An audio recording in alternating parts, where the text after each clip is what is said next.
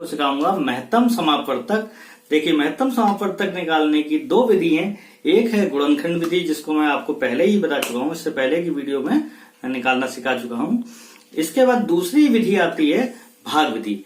तो महत्तम समापवर्तक तो आप सभी लोग जानते ही हैं कि जब दो या दो से अधिक संख्याओं का हमें महत्तम समापवर्तक पूछा जाए, इसका मतलब कि ऐसी बड़ी से बड़ी संख्या जिससे उन सभी संख्याओं में भाग दिया जा सकता है, तो वही संख्या या उन संख्याओं की महत्तम समापवर्तक होती है। तो चलिए स्टार्ट करते हैं भाग विधि से महत्तम समापवर्तक निकालना या HCF ज्ञात करना। ये बहुत सरल विधि है। जब संख्या बड़ी से बड़ी संख्याओं का जब मासा निकालना होता है तो ये बहुत ही सरल विधि होती है।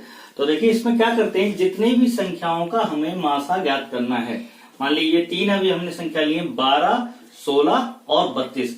किन्हीं तीनों संख्याओं में पहले हम किन्हीं दो संख्याओं को लेंगे, चाहे पहली और तीसरी ले लें या पहली दूसरी ले लें या दूसरी और तीसरी संख्या ले लें, उससे कोई फर्क।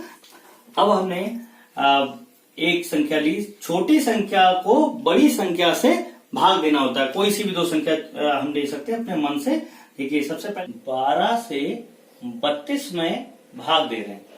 अब 12 एकम 12, 12 दूनी 24, 12 तिया 36 हो रहा है, इसलिए हम दो बार में देंगे 12 दूनी 24। यहाँ पे घटाया और घटाने के बाद हमारे पास आया 12 में से 4 गए तो 8 बचे और शेषफल हमारे पास 8 आया। अब हम क्या करेंगे, देखिए ये 8 को हम भाजक बना देंगे और इससे पहले हमने इसको भाग दिया है 12 से, और 12 को हम भाज्य के रूप में यहां ले आएंगे। देखिए, इसको हमने 12 ले आए, यहां लिखा। अब 8 से 12 को भाग देंगे। जो संख्या आती है, जो संख्या से हम भाग देते आते हैं, उसको नेक्स्ट टर्म में भाजक बना देते हैं। तो 8 एकम 8, 8 दूनी 16, क्योंकि दो बार में ज्यादा हो रहा है इसलिए 8 एकम 8। हमने फिर से यहाँ पे घटाया, 12 में से 8 गए तो हमारा 4 बचा। अब 4 हमारा जो है भाजक हो गया और भाज के रूप में जो 8 था इसको हम यहाँ पे नीचे ले आएंगे। तो 8 को हमने 4 दूनी 8, 4 दूनी 8। ये देखिए पूरा यहाँ पे हमारा कट गया, शेषफल में 0 हो गया। अब जो हमारी तीसरी संख्या जो बची है, हमारी संख्या तीसरी बची है 16। अब 16 को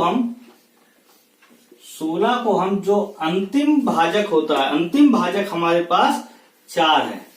अंतिम भाजक 4 से हम 16 को भाग देंगे। देखिए 4 चौक 16, तो ये पूरा कट गया। यदि इसके बाद अंत में और भी कोई संख्या होती है, उसको ले, जो सबसे अंतिम भाजक होता है वही हमारा मासा होता है। इसलिए हमारा मासा जो है, मासा बराबर 4 होगा।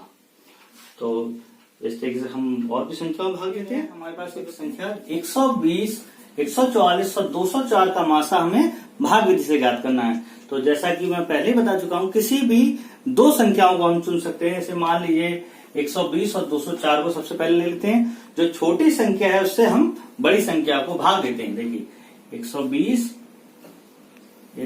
को भाग दिया हमने 204 को। अब यदि 120 दुना 240 हो रहा है, तो ज्यादा हो रहा है, तो हम एक बार में भाग दिया। 120 एकम 120 और इसमें से हमने घटाया तो हमारे पास बचा, यहाँ 4 बचा, 4 और यहाँ 8 बचा, 84 हो गया।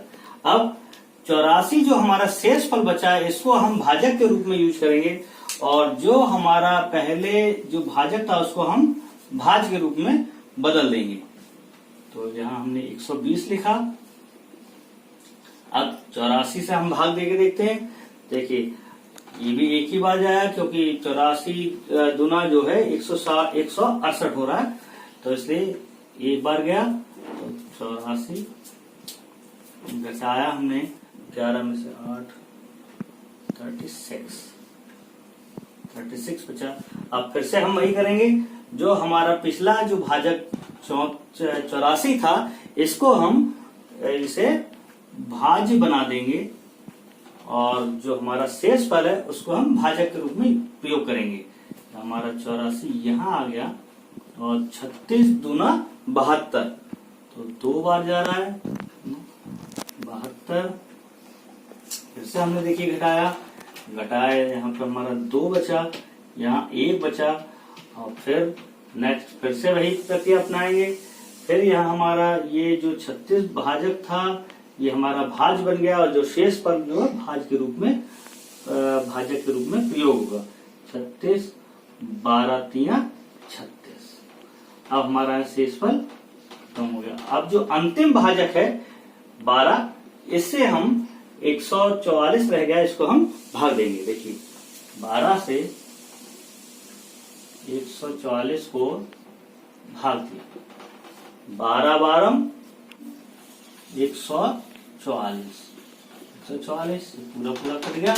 तो यहाँ देखते हैं हमारा जो अंतिम भाजक जो है वो 12 है, इसलिए मासा जो है 12 होगा। 5 संख्याएं ली हैं, पांचों का हमें मासा भाग विधि से ज्ञात करना है।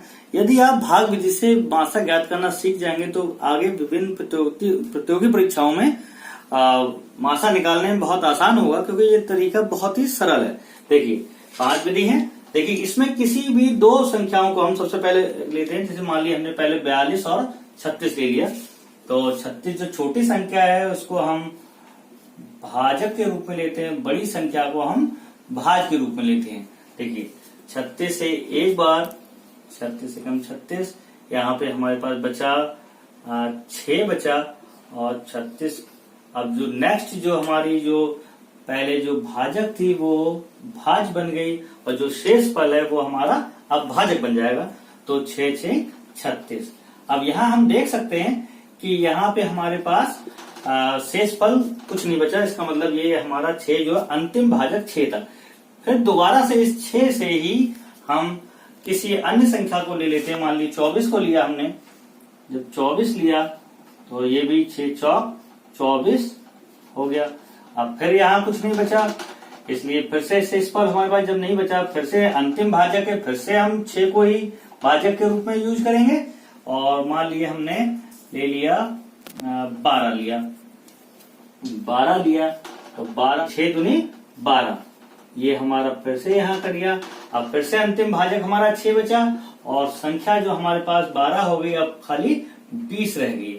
अब 20 को हम भाजक के रूप में 20 को हम भाज बना लेंगे, और 6 को फिर से, चूंकि अंतिम भाजक हमारा 6 ही चल रहा है, तो हम 6 को ही अंतिम भाजक के रूप में लेते हैं। अब देखिए 6 दूनी 12 और 6 तिया 18, जब घटाया तो आया हमारा 2, और फिर अब पहले वाली प्रक्रिया अपनाई। ये हमारा भाजक था वो हमारा भाज के रूप में आ जाएगा, और यहाँ हमारा आ गया 6 और 2 तिया 6। तो यहाँ से यदि हम देखें तो सबसे अंत में जो हमारा भाजक है वो 2 आया है।